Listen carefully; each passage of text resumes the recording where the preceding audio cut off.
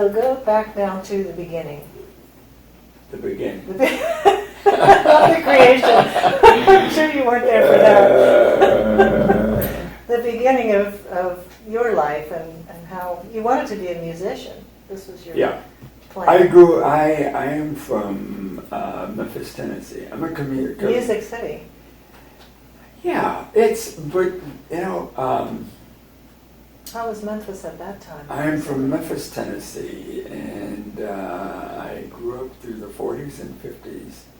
And it was, needless to say, it was the South. It was fairly rigidly, racially segregated. I'm from a town called Orange Mound. Orange Mound has a unique, history. It was the first post-slavery planned community of post-slaves.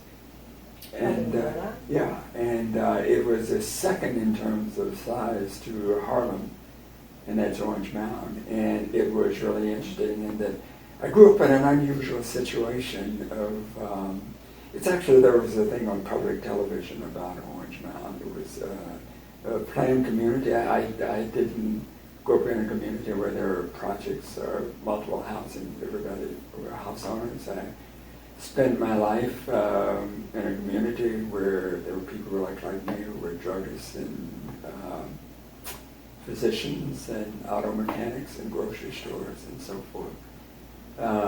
I actually had no contact with the majority of the community before maybe 6 or 7 years of age. There was, I think, the first time was to go to a department store and get which I had to go to the basement to get, at least a suit or something. That's the first memory I ever remember. And because if you went downtown or went anywhere, you're in the back of the bus, and we had some issues with that. And so anyway, I grew up there and went to Melrose High School, which was it was a K through 12. And so I went there for my entire school. And did you always like school? Oh, I love school. I was a kid the other kids loved to hate. Of course. and I loved it. And life was going on. Two things happened to me in 6th grade that were problematic. One, then I went to Melrose High School. We were from Orange Mound, and there had to be culture. So in 6th grade, you had an introduction to culture and fine arts, and you went in this class, and it was a music class. And so there was Mrs. Meebank. She had her piano there, and everyone would come up and got a book of songs, and she started the piano, and you'd sing a chorus, and she was going to make the determination of whether you're going to be in vocal or instrumental music. And I got maybe at the first line, and she said, "Alvin, this is not going to work." And she said, "We're going to send you to You're not a singer. We're going to send you to Mr. Green." And Mr. Green was a band director. So I had to go there, and I started out in instrumental music and loved it, just loved it. You took to it right away. Oh yeah, I loved it. But also, the 6th grade was where you take the first standard exams, the Stanford Binet exam, and I aced that exam, and that was the end of my life. So, because I was at a community school in a community, I had teachers very, very caring, and they literally took over your life. I mean, I didn't have to worry about making out schedules. Took care of that. No, and the quote unquote, "we're going to make something of this boy," and that was it, and that was the end of it. And they said, if we could just get this music out of it, it would be fine. And they worked on that. It didn't work. Did they push you more towards math and science? Well, see, today, I look at it now, and today I would be STEM, which is, science, technology, engineering, and mathematics. I would be STEM. The 10th grade I tested out of high school. to go to early entrance in college, but I had a sister and brother in college, and we just couldn't afford it even with that. So, and I'm so happy with that because I went to college and was really doing well, and I was playing my horn, which I really loved to do. And one night in freshman year, I was playing. Oh, I had a brother who was at that time, I guess Robert was a senior, and he heard me playing. He said, "Well, you sounded pretty good." I said, "Well, I've been working on it." And he said, From well, your brother, that's pretty good too. And so he said, "Well, you know, you're not going to have any trouble getting a job back home." And I said, "Okay." He said, "Yeah, because there's several band directors that are retiring." I said, And my goal was to be a studio musician. That's what I wanted to do. I'd love to teach, but a studio musician, you work in, it was in the old days, people before your time, Arthur Murray and all the people who had television, and not just right at the beginning of television through black and white, had studio musicians, and they were really good, and they could play, but then if you did that, you had a steady job, plus you could do gigs on weekends, and you could do travel, and just, I wanted that. And he said, and I said to myself, "Well, I don't think I want to be a high school band director." He said, "Boy, you could do, it would really be good." I said, "No, I think I'd like to do that." I said, but I wasn't at a conservatory, so I didn't think that would work out as well. He said, "Well, have you ever thought of anything else?" I said, "No, I put a lot into this music." But he said, "Well, you like challenges." I said, "Yeah." He said, "Have you ever thought of medicine?" I said, "No, absolutely not." Hadn't even crossed your mind. Had never crossed my mind, ever. Of the things, I respected doctors. I thought they were pretty good. But I remember my freshman year, they have a quote unquote a freshman award for the highest scholastic honor, and I'd gotten it, and all of the pre-med majors are just all been out of shape, because they were the smartest guys. And so I really thought, then nerd would be a term now with slab rule jockeys and all kinds of other you didn't want to have anything to do with them one way or the other. And so I said I didn't think much of the pre-med majors, and I never thought of medicine at all. He said, "Well, why don't you think about it?" And I said, "Well, I'll think about it." And so I remember reading about the people at the Mass General and what they were doing and so forth and so on. I said, "Well, that could be sort of creative. I think I could get into that, but it would be just a pain in the butt to get out of music and go into medicine. I mean, that just doesn't work very well because I had so many credits." And so I went to professor of music, and of course he said, "This is the worst thing you could ever do." Plus he was going to lose a fairly good musician and scholar, and he didn't want that in his department. So he said, "I think you really would be making mistakes, so I'm not going to approve a transfer." And I said, "Well, that takes care of that." And then I realized that to go through biology, it would take me maybe another 4 years because of it. So I found out there are two disciplines that have a beginning. Nobody knows what the end is. And one is economics, and I'm still not sure of it. And the other was physics. And each one of those, a professor makes the decision when you've had enough or when you've done this or whatever. And so I went into physics. And in that I could languish. And well, what I needed was the prerequisites to apply for the MedCat, the Medical College Aptitude Test. So I went into physics, and the professor then said, "Well, sure." Says, "I don't know what you're going to do." And I said, "I don't want you to know what I'm going to do." And he let me do that. And the thing about it is, when I went in, I had all of these courses, and they were 3-hour courses. Well, all of the science courses were 5-hour courses. So, well, I just did it,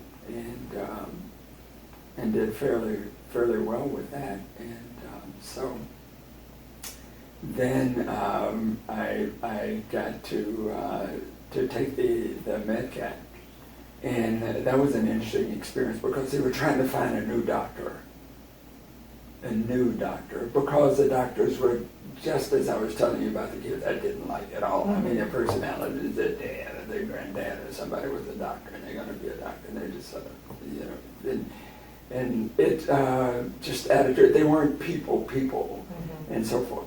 So the testing system, people sometimes don't realize the test is trying to get as much out of you as you're trying to get out of that. So they were changing the test for the medical college aptitude test. So they were implementing and integrating other areas and issues. And for my year, they implemented and integrated a fine arts section.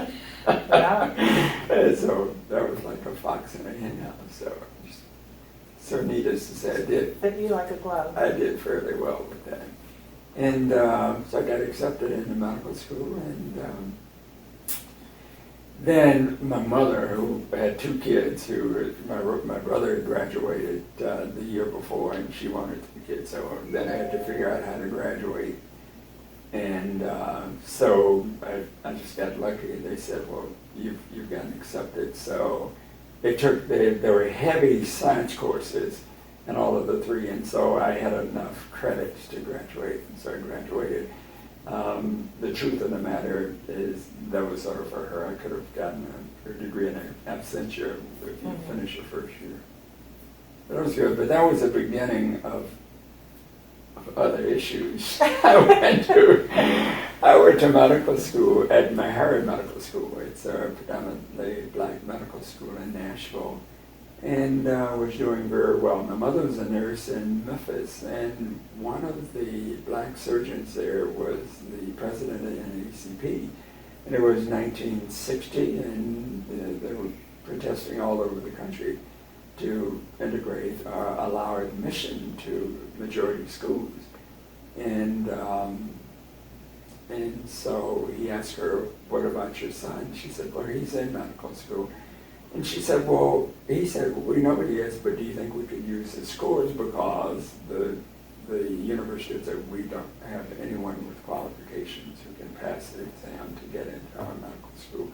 And once we find that person, we'll be happy to do it. So asked if she could use my scores, and she just said, well, yeah, he's in medical school now, so it won't matter one way or the other. And so they did, and then came back and said, well, we have found a person qualified, but he's in medical school now, so it's a non-issue. Mm-hmm. And we started thinking. I mean, the tuition at the University of Tennessee was the same as the tuition at Tennessee State. And Meharry is a private medical school, and we'd already mortgaged the house, and there were all kinds of debts going on. So she said, what do you think? I said, well, you know, I'm still playing pretty good, and if this doesn't work, I mean, that's always music, my first love anyway. She said, well, you know, it's sort of your decision, whatever you think. But if you'd like to do it, maybe you can transfer. I said, well, I think I can do it. She said, well, think about it. So I went to the dean of the College of Medicine at Meharry, and he said, son, you shouldn't do this. It's the worst thing you could do. I said, okay. We'd heard that before. But his was different, and to tell, I think I may have been 19 or something at that time, to tell a person, it's pretty different. He said, look, first of all, they don't want you to come to the University of Tennessee. Number one, that would be against you. He said, now, if you go, you're the number 2 in our class. If you go, then we're going to lose a good physician of what you could be in life. And so the community would lose that on. And I said, okay.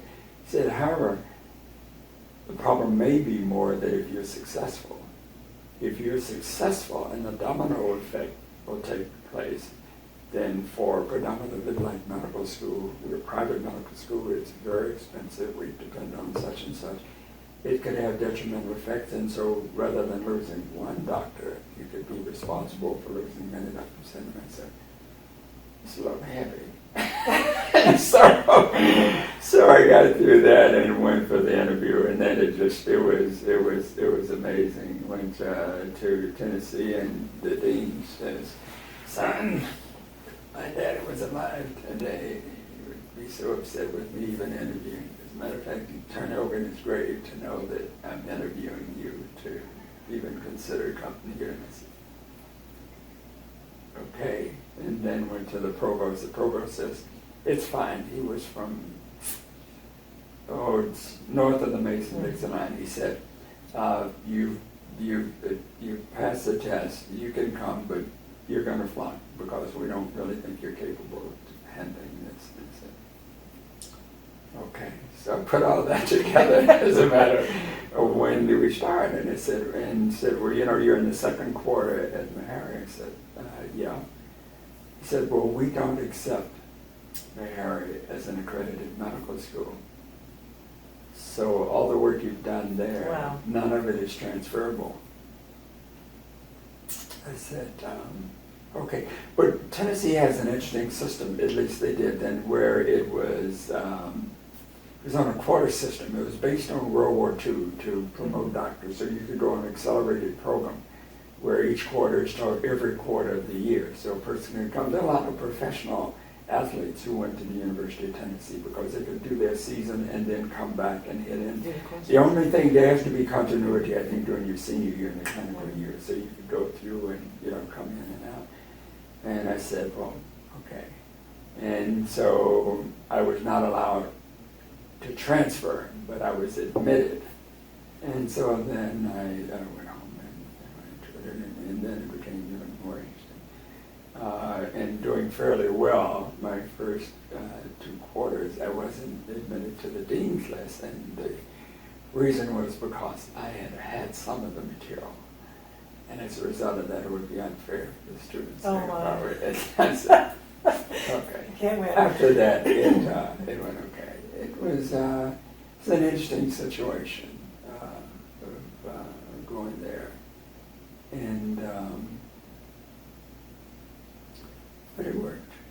It worked. Did you finish school there? Did you go in the military? Oh no, I finished school there. I went into at that time they had something called a senior medical student program, and you could join that. So in your senior year, you'd be paid officers' pay, ensign pay, and so I did that. Now they have a thing called a health professional scholarship student, where you can join the day you're admitted to medical school, and they pay your full rank and everything. It wasn't like that then, but I did that and enjoyed it. I enjoyed military. I enjoyed the structure of it. I remember doing I told you about the continuity of the medical school. There was only one time that you had to break the cycle, and that was what's called 6X. After 6 quarters, you had to take the state medical board, so you had 3 months off to prepare for that. And so I went on active duty at Bethesda, and it was a Cuban Missile Crisis. It was 1962. And it was good in that they stopped the emergency surgeries and did only elective because they had to put the blood on all of the medical field teams and so forth. And so I got to do a lot of clinical stuff there. And then graduated. I knew where I was going when I graduated. Doing my internship, there was a Tonkin Gulf Resolution, 64 and 65. So I knew I was headed for Southeast Asia. And so in July, I headed for Southeast Asia to Alameda through California, and picked up a ship and spent a year in Southeast Asia, and then came back and was going to go to the orthopedic hospital in Los Angeles. And my former chief, they had a resident to drop out. And he said, "If you're interested, we'd really like to have you back." And I said, "Well, let me think about it." And my family wasn't really interested. They'd been in Los Angeles for a year that I was in Southeast Asia. And then this was about 3 months after I'd gotten back, and they thought LA was not a bad place to be. And we'd had some winters in Boston, plus there'd been some social political issues in Boston, and everybody wasn't on board. And so anyway, me and the family decided to go back, so we went back. And I went back, it would have been 66, and then transferred my chief, who was the guy responsible for getting me back there, was also responsible for me entering the Harvard program. And so then I went into the combined Harvard with and did fellowships there in pediatrics and in spine surgery. And is that when you started pediatrics? yeah. Before that, a medical school student doesn't know whether they want to cut to cure or to medicate to cure. And my experience in Southeast Asia, I felt it definitely. And I found out I don't do well with sick people. And, to that own self be true. You got to know who you are and what you are. But getting people better, and that's what orthopedic does. It fixes a joint here, it fixes a wet and inactive person. And I was all into total hip replacements, and I did what's called an O-Frank fellowship. It was the top fellowship in the country in '68. And then I realized, I thought about, one joint, although you could be extremely wealthy doing it, one joint, I thought I had more going. Then I went on my children's rotation and fell in love with children. And from that point, it was easy. So I got a pediatric orthopedist and loved every minute. How did you move into being a spine specialist? Oh, well, pediatrics and spine, and at that time, there was no such thing as a pediatric orthopedist per se. I went out to the Navy and established the first academic program in the military, and the 11th Naval District, the San Diego District was the largest in the country, and so if your child had a problem and you were in the military at that time west of the Mississippi, I could get you assigned there so that we could take care of the problem. And got involved with the spine, did a lot of spine work, but was still a general pediatric orthopedist. And finally got a job in Cincinnati, and it came, and I sort of languished here there was 6 years. I was the only full-time pediatric orthopedist at Cincinnati Children's. How did you come to Cincinnati? Did you search for that? Did they find you? I'd done what's called a Carlberg Traveling Fellowship and had gone out to the Alfred I. DuPont Institute, and that's in Wilmington, and did research. I was going to stay in the military forever, but the families were transient, so I couldn't do credible research under those conditions. And the best database was in Wilmington, so I went there. And I was there, and so people who would come into the States from Europe or for the big meetings here, they'd come through there, and the chief said, well, there are people here, and they think that we got something going here. I said, well, what do you think? He said, well, they want to know why you're in the military. I said, So I said, well, I really loved the military and was doing well. You were in for many years, too. Yeah, at that time, I had, not only was I in for those number of years, but for paying my way through the Boston experience, I had a 2-for-1 payback. So I was indebted for many, many years. And so military intelligence stepped in. They came through with what's called the all-volunteer forces, I'm saying. So even though I had at that time maybe 16 years, as of that year, all contracts were null and void. So I didn't owe anything, but a person who would have been a year ahead of me owed all of the time that they'd been indebted for. But I got this position at San Diego and loved it, and they gave what's called a VIP, which is a variable incentive plan. And being the only pediatric orthopedist, and having that population group, I wanted that and agreed to it. So that's when I had to make a decision. However, I found out that an institution is whatever their commanding officer is. And this was right at the ending of the, I'd set it up so we had a fully segregated pediatric shop. And they never had one of those in the military, meaning that it was a children's service. And that's what we did. We operated giant. Well, before me, you'd go down the hallway in the clinic, and there would be active duty one side, and then dependents and retired on the other side. And that was it, where we had a pediatric orthopedic service. And so the new CO that came in, he said, service to the fleet.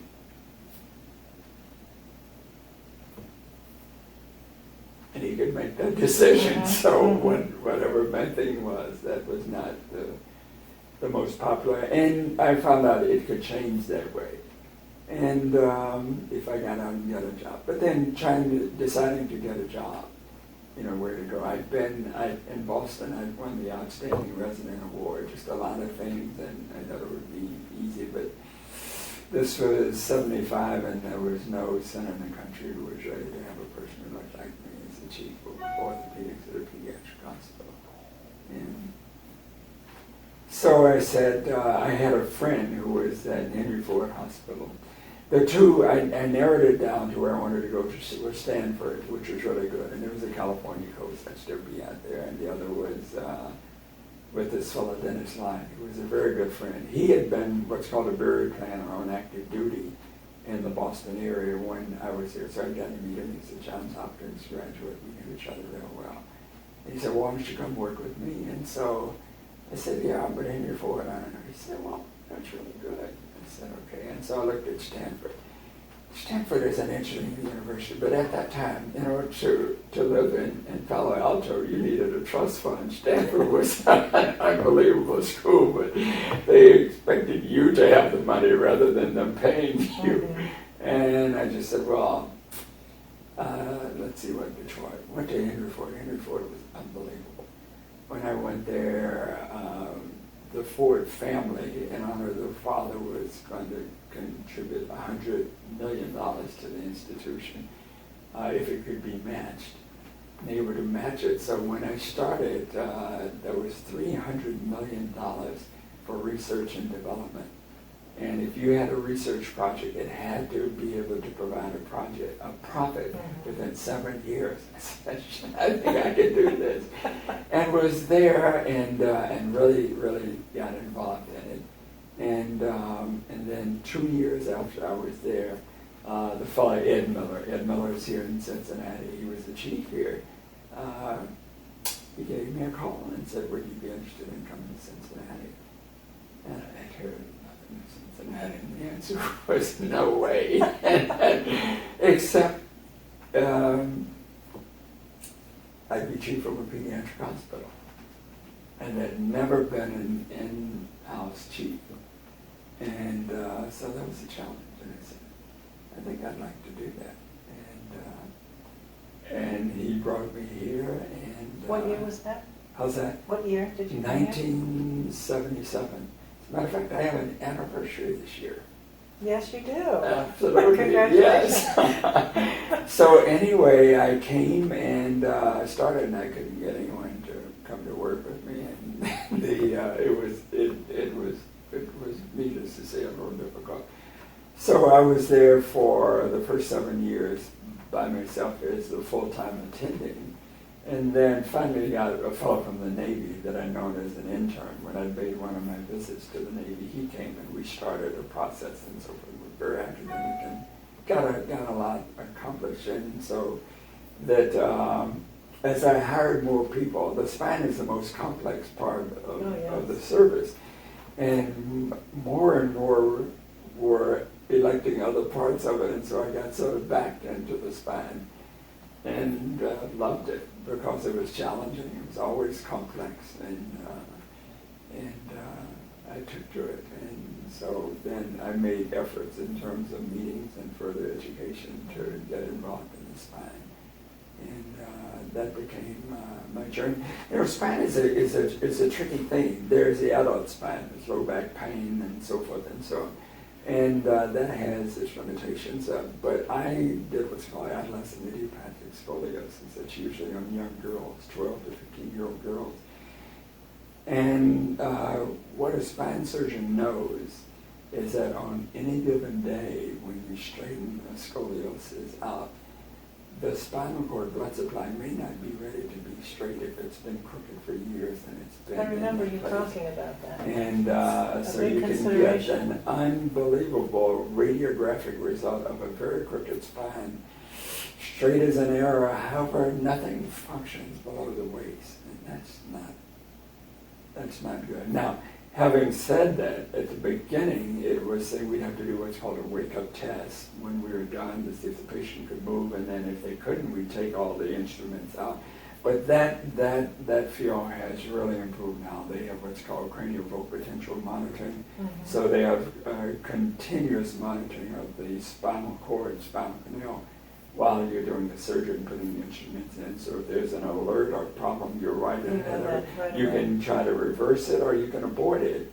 And so you don't have to worry about, God forbid, the worst is to leave the operating room and go to the patient post-op consultation here, and there's a mother there, and there's a father there, his 14-year-old daughter, queen of the prom. She's going to be Miss whatever state. She's going to be the football queen.